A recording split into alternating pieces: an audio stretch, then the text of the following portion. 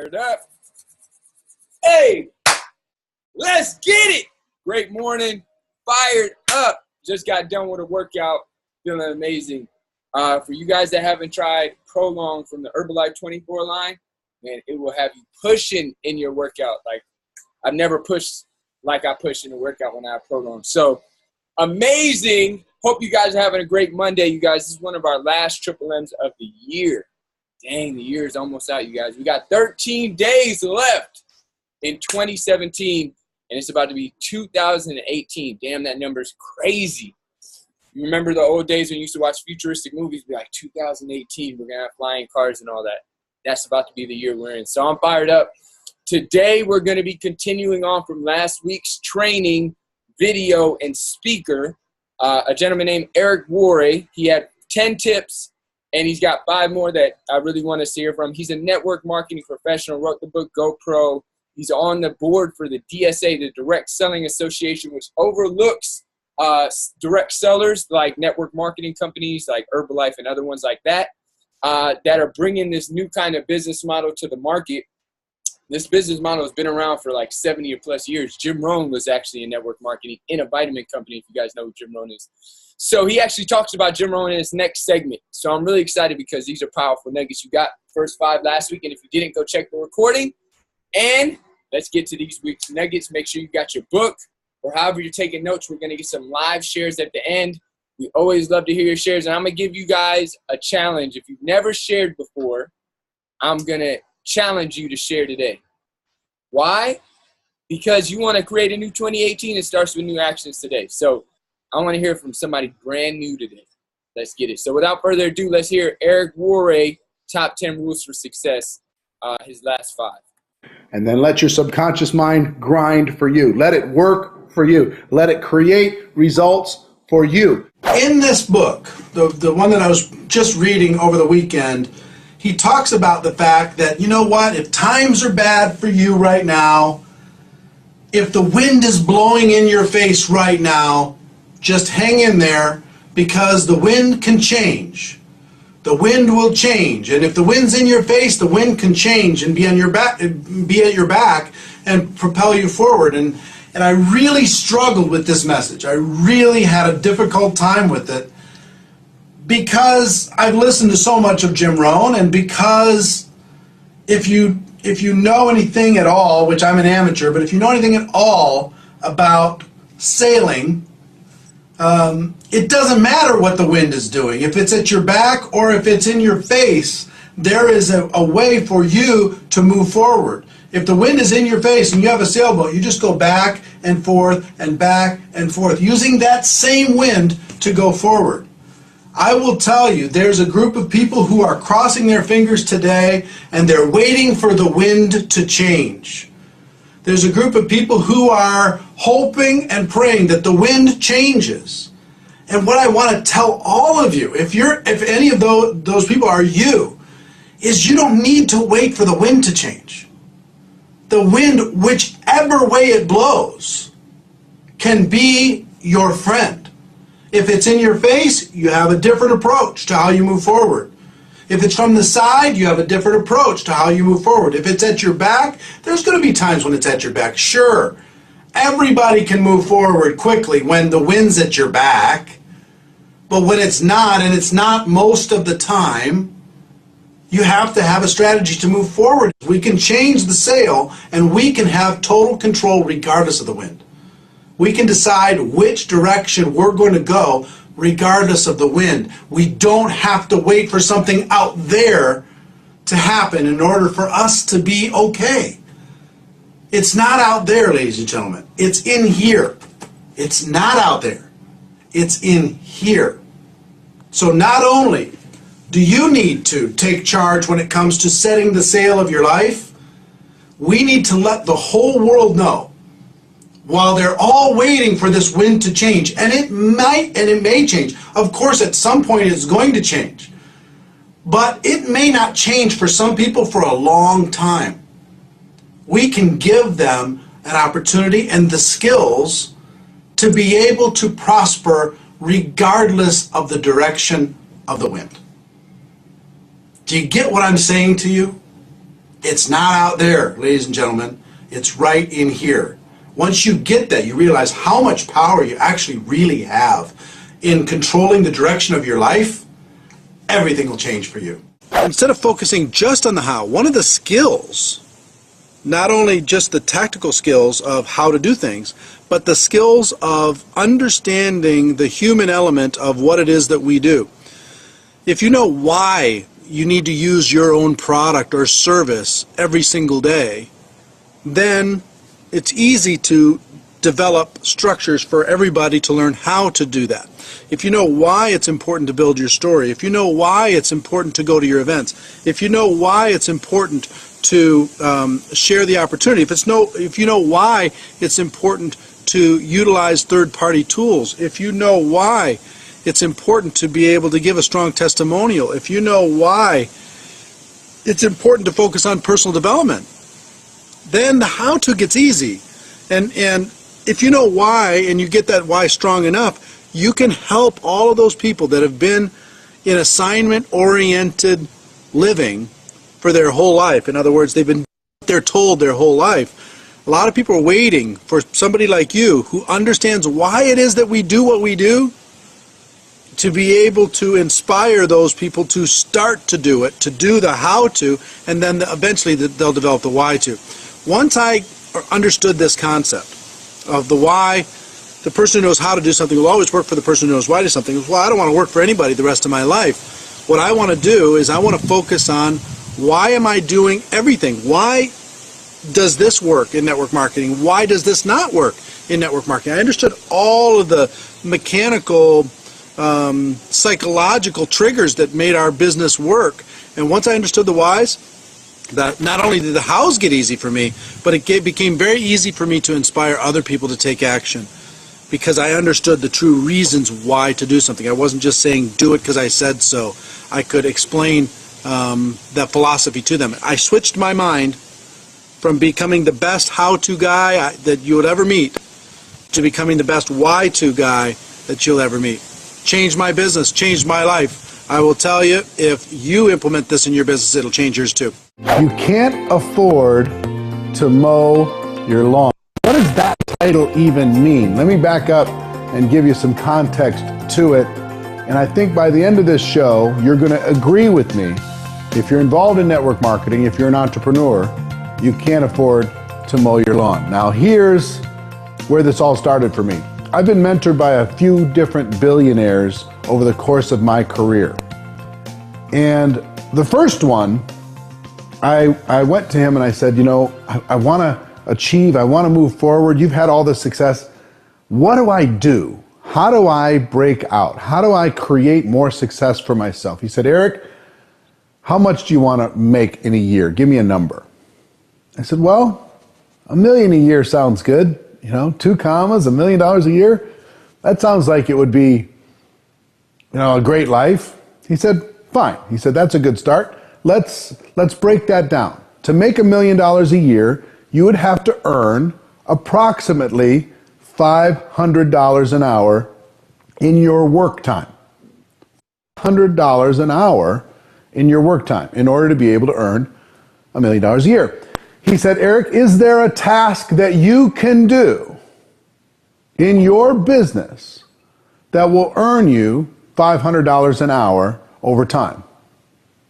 I went, well, in network marketing, there actually is.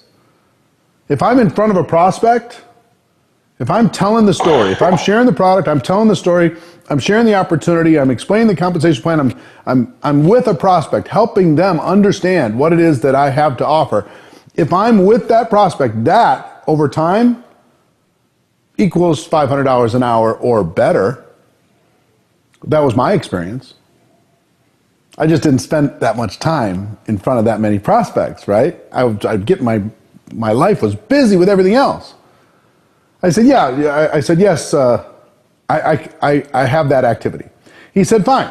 He said, take every activity that you are doing that can be done by someone else. Number one, the activity that can be done by someone else. Number one. Number two is is worth less than $500 an hour. And number 3, isn't something that's jeopardizing your family or your values, and have somebody else do it. So I said, so wait a minute, so I mow my lawn. You tell me I can't mow my lawn? He said, you can mow your lawn, but mowing your lawn is minimum wage activity. If you want to sell your hour for minimum wage, and there's a task you could do somewhere else that's paying $500 an hour, why would you do that? Call it $15 an hour to mow your lawn. And you have a task that you could get $500 if you're in front of prospects. Every time you mow your lawn, you lose $485. And I went, wow. I thought I was saving money by mowing my lawn. No, it was costing me money to mow my lawn. So here's what I did. I took inventory of every part of my life. I currently, and for decades now, have not done tasks of under $500 an hour unless it was something with my family, unless it was something that I chose to do that was quality with the relationships in my life. I'm talking about work time. I'm talking about tasks that I could do that don't impact my relationships. Okay? So I don't mow the lawn. I don't clean the pool. I don't clean out the garage. I don't get groceries. I don't clean the house. I don't do any of that stuff. In our family, we have people help us do those things, and then we focus our tasks, our energy, on the highest producing activity possible. Mastering your emotions. And people ask me sometimes, it's like, are emotions important for an entrepreneur? Managing emotions, is that important? Seems like it would be all discipline and hard work. Well, guess what will cause you to stay disciplined and will cause you to do the hard work is mastering your emotions. Trying to figure out the triggers that cause you to act or cause you to freeze. And one of the most interesting concepts, and I learned this from Tony Robbins, he and I were talking this last year several times about this concept. It's so interesting. And that is, what is your default emotion? In other words, when poked, when prodded, when bored, when either stimulated or not stimulated, what emotion is your go-to emotion? Now, for some people, it's stress. Entrepreneurs, a lot of entrepreneurs like to go, I'm stressed out, I'm just stressed right now. That's their go-to emotion. They go into their mind, and that's what they go to as a default. That's their neutral, okay? Some people use worry to worry about something that might happen, worry about what somebody else might think, worry about some circumstance outside of their control. Worry about what's going on with their comp plan, or worry about what's happening with the product, or worrying about what's going on with international expansion, or worrying about decisions the team is making or the company is making, or worrying about an event that's coming up or something. That's their default emotion. Some people, it's to fight. Their default emotion is anger. They want to fight. They're looking for an enemy all the time. That's their default emotion. Okay? So we all have a choice, and we all have to decide what is the default emotion that's going to serve us, and is the current one that we have the one that's serving us the most? Because if it's on the negative side, stress, frustration, doubt, worry, anger, all of those, which many entrepreneurs have, if our default is there inside of that space, it's like putting a limiter on our potential. When we're in that space, do you think we are attracting people to us, or do you think are we maybe pushing some people away? Are we making people want to be around us a lot, or are we maybe only attracting other angry people or other stressed out people that we can relate to? So there's a choice. There's another range of emotions. Now, that doesn't mean you can't bounce into stress, which is just fear. You can't bounce into anger or defending somebody or something. You can't bounce into frustration or worry or doubt. But what's the default? Where do you go back to? What's center? What is neutral for you? And for me, it was an interesting exercise to kind of go through this. It's like, wow. Because when I was talking with Tony about it, he was saying that he has so much going on in his life that it's very easy for stress to become his default emotion. So he finally realized that, no, that's a choice. I could choose to look at something, anything part of my life and get stressed about it. But my default emotion, could I replace that default emotion for passion, for joy, for happiness, for gratitude? Those default emotions. What if your default emotion was gratitude all the time? What if it was joy all the time? Now, you might get pushed and get stressed out for a minute, but you come back to joy. You come back to gratitude. You come back to happiness, right? You come back to passion. And there's a difference between passion and anger. If it's anger, that's going to repel a lot of people. If it's passion, it's going to attract tons of people into your life, into your world. So I want you to think about what your default emotion is. Maybe even write down, what is the emotion that you go to most when poked, when something doesn't go perfect, when something unexpected happens, when stressed? What is your default emotion? Where do you go to there? Okay? And just decide that on the other side of that coin, instead of expectation and anxiety, it can be appreciation and gratitude. Instead of anger, it could be passion. Instead of worry and doubt, it can be joy and peace. That it's all going to be fine. So we control this. We might not be able to control the pain, and we talk about this at GoPro Recruiting Mastery. We'll talk about this more and more. We might not be able to control physical pain or mental, emotional pain, but we can choose suffering. That's a choice. The pain might not be a choice, but our emotional state is a choice. The one thing that Tony told me that just knocked me down is he and I both go up on stage and we give a lot of energy and we're very enthusiastic, we're very energetic. And then for me, when I get off the stage, I throttle back a bit, I reset my batteries. So my stage energy is not my default. It's an exception. So he told me, he said, Eric, the biggest change happened in his life. He said to me, when we were doing an interview this last year, he said, Eric, the biggest change happened to me in my life this last year was I decided to take the guy that's on stage, I decided to take him home with me. And that was going to be my new default. And I went, wow, okay, that's something completely different. Think about you in your best energetic state, your most attractive, your most outgoing, your most vibrant state possible. Think about taking that person home with you. Think about that being your new normal. Think about that being kind of every day. And the other negative stuff is just kind of here and there. It just comes and it goes. But you have a different default state.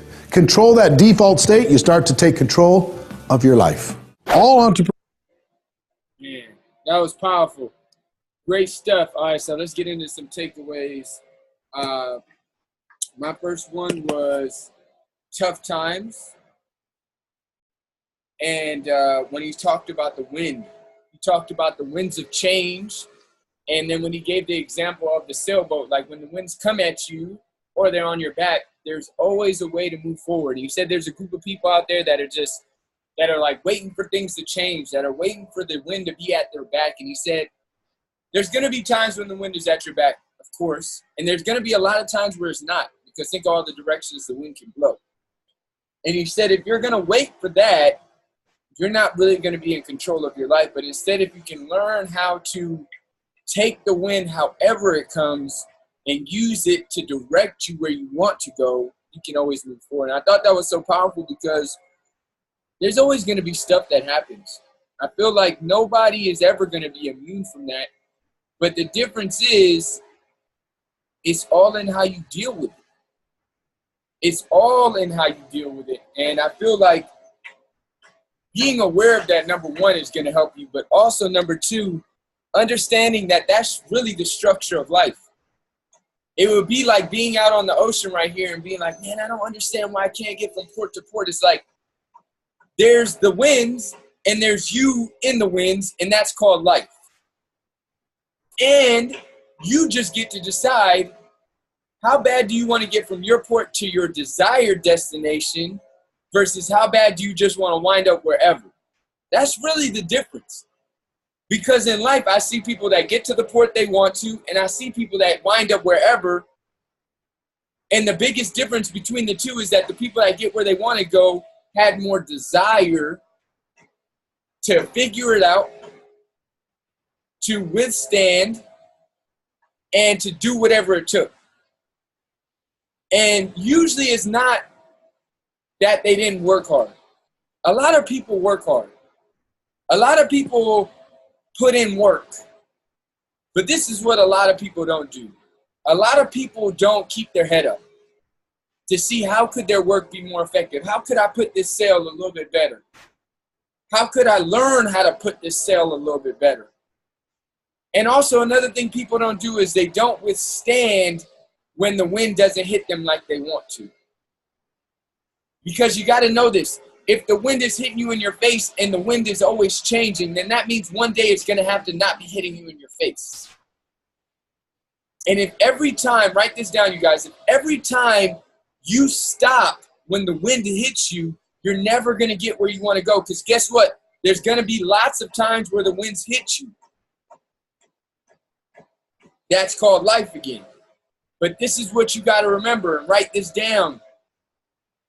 You got to become the kind of person that doesn't stop. You got to become that person. I'm not going to lie to you and say it's going to be easy. I'm not going to lie to you and tell you that it's going to feel like the natural thing to do. I'm not going to lie to you and tell you it's going to be fun. I'm not going to lie and tell you those things because those aren't true. But let me tell you one thing that is true. It'll be worth it. It'll be worth it when the winds change and you found that you're further along than if you would have stopped back there and waited for the winds to change. Because if you can just keep moving forward no matter what, whether it be an inch or whether it be a mile, forward is forward. And the people that let the wind stop them, that stopping momentum, I'm going to tell you right now, you can't afford that stopping momentum. You can't afford to let it go. You can't afford to give up. You can't afford to just throw in the towel. Because think about it, if you were going from port to port and you just threw in the towel in the middle of the ocean, guess what that equals? Death. Or in our case, an unfulfilled life. A life where you're unhappy. A life where you're frustrated. A life where you get to the end of it and you're like, damn, filled with regret. And if you can just get that, I'm going to tell you guys, this is what you do. This is the last thing I'm going to touch on. This is the only point I want to touch on and pass it to Roxy. This is what you do. Write this down. Feelings do not determine my actions. That's it. Guess what determines your actions? Your priorities. If you can cut the link between how you feel and how you act, and then connect it to how you prioritize and what you're committed to and how you act, everything will change for you. Everything will change for you. I don't feel like eating that. It ain't about what you feel. It's about how you're trying to look, feel, and have the energy for it. Then you got to eat like this. Because when you feel like it or not, guess when you really gonna feel like it? When you look in the mirror and you love the way you're looking. When you put it on your clothes, you're like, damn, I love the way this new outfit looks. When you're running around and everybody's tired and grabbing 5-hour energy drinks and still crashing, and you're running around circles around people and becoming the most effective person in your work or your business, and your income reflects that, then you're gonna love it. But guess what? The loving it didn't get you there. The feelings didn't get you there. The priorities did. And then the feelings and the feel like it comes later, right? So make that change. The winds are going to change no matter how much in your face they are right now. They're always going to change. So I love that. Let me get some nuggets from Rox. What you got for us? Man, I wasn't sure if you was ever going to finish. Well, you was getting nuggets from that. What's up, you guys? So for me, some of the biggest takeaways I love when he talked about knowing the why, like knowing exactly why you do what you do and everything that you do, because it's kind of like Aubrey was touching upon, like the tough times are going to hit, life is going to happen, and all these things are going to show up. However, if you know why you're doing what you're doing, then you'll keep showing up not only for yourself, but for others. And I really, really love that, because as like inside of what we do, you know, for instance, he even touched upon it, like you show up to the events, and as distributors or whatever it may be that you choose for your line of work, like showing up regardless of how you feel, because life is going to happen for us all. And I really love that. And I loved when he talked about too, what is your default emotion? He said most people go to stress, and then from there they're like, then from there you'll begin to attract people who are also stressed out. You'll attract all of that into your life. If you're sad, if you're depressed, whatever the case may be, like whatever is your default emotion is what you're going to attract. And again, it goes back to what he said. Well, what he said is every emotion is a choice, and every single thing that we have, like what we choose to do is a choice. You know, for me, for instance, I lost my brother a month and a half ago, and every single day, it's just like I feel a pain in my heart. Yes, I cry every day. Yes, I cry in the morning, and I cry every single night. There hasn't been a day where I don't cry for my brother. I miss my brother. However, I'm never going to use my pain as a crutch to not do what I'm supposed to do. And I feel like so many times a lot of us and people will use the circumstances that we're going through, like I could be stressed out, my family, this and that, and we use all of these things as crutches as to why we're not doing our best. And for me, that's one thing I'm so crystal clear, that I will never use the pain that I feel right now as a crutch and say it's because I lost my brother that I'm not doing my best. It's because of this that I'm not showing up. You know, like inside of what we do, I've never, ever missed an event. We've never missed a single event inside of our Herbalife career, but we did miss one because it was my brother's viewing. And that's the only reason why I missed an event.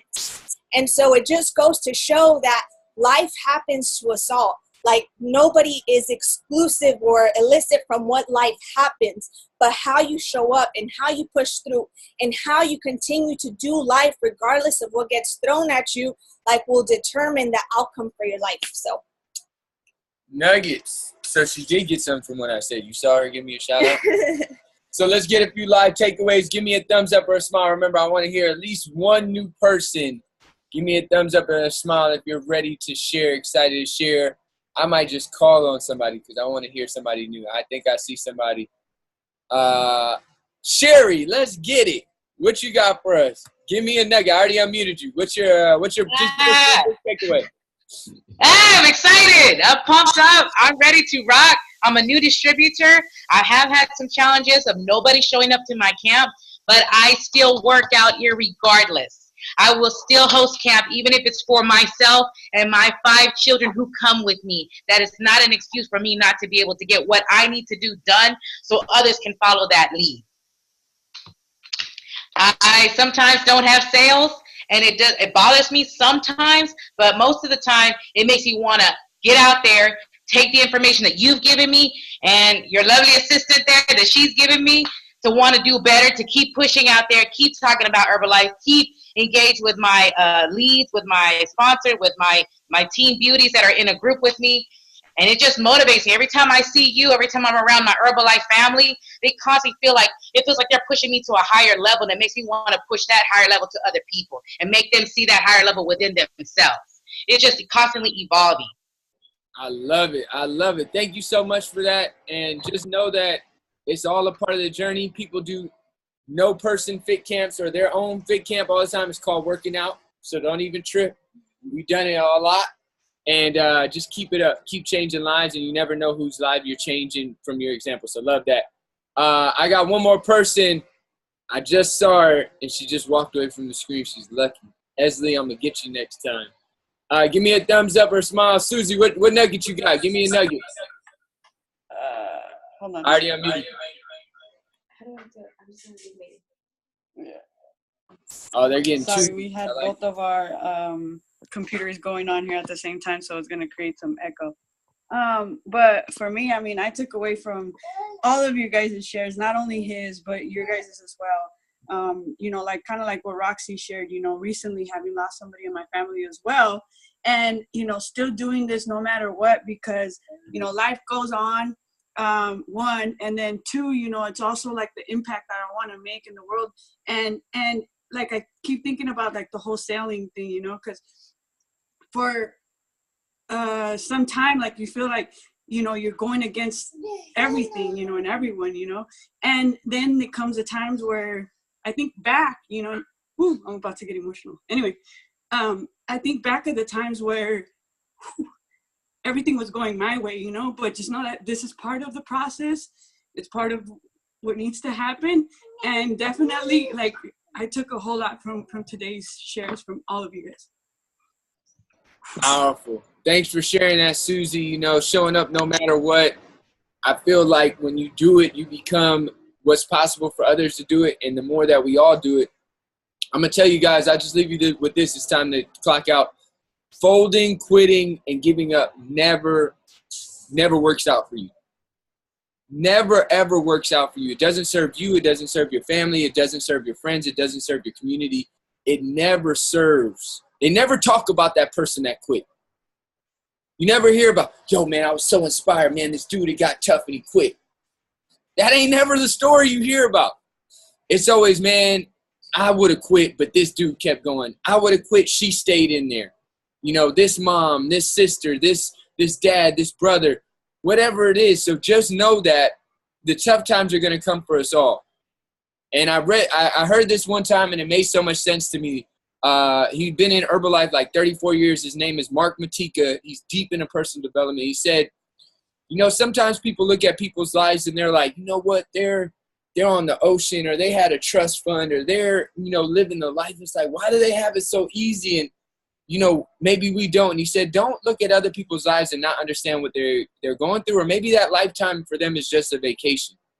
Because personally for me, I believe we live multiple journeys and multiple paths. That's just a belief I have. And it made so much sense that sometimes there's going to be an easier journey in life. Sometimes that's going to be their vacation time. But that didn't mean in other lifetimes it wasn't harder, or earlier in their life it wasn't harder. And if you're going through your tough times, this may just be your tough times. Because later in your journey, when you're, you know, chilling on the beach and living the life, and people look at you like, damn, why they got it like that? Then you'll be saying, well, what do you mean? I had it tough. And they'll be looking at you like you're looking at other people, instead of just put it like this. The way you look at other people's journey is never going to help you unless you say, you know what, they can do it, I can do it too. That's the only way it could ever serve you. So just understand that the tough times are built into the journey for a reason. And even if you can't understand why, you don't have to understand why to still get a benefit from it and still make it out on top. Just know that. We're going into 2018. 13 days left, you guys. 13 days left. And I'm going to challenge you. This is my last challenge. We got a new sharer today. That was awesome. Great job. My last challenge is at least think about 5 things you want to create in your new year. Think about 5 things minimum. I tell you, do 10 to 15 to 20. And don't think about what my parents want me to have, what my partner wants me to have, what my kids want me to have, or what my friend or job wants me to have. What do you want to create? What do you want to have 2018 be for you? Have you experienced? Have you achieved? Have you become? Because you're creators. You get to create this thing. And it starts right now. Outline 5 things minimum. Where do you want to go? What do you want to be? What do you want to achieve? What do you want to see? Who do you want to become? What do you want to do? And stop walking through life like a zombie, like all these people out here that are just like bumping through life. Don't let that be you. And if it's hard at first to think about it, you're going in the right direction, because maybe you've never thought about it before. Maybe you've never sat there and been like, damn, what the hell do I want? What do I want? Not anybody else. What do I want? And don't limit yourself. Don't say, well, you know what? I'm this kind of person, so I can only get that. Or I have this kind of background, so I only deserve this. Don't let any of those thoughts become the things you create. They can pop in, but don't honor them. Say, you know what? Cool, thanks for your opinion, but that's not what I'm doing. This is what I want. And if you have a strong desire for it, it's there for a reason. The desire is not by accident. It's by purpose and design. It doesn't matter how far you are from the desire. The desire is always God's way of showing you in advance it's in your future. Honor it. So thank you guys for an epic Triple M. I'm going to unmute everybody. Let's get some energy. Make sure you post this. Monday. Let's get it, y'all.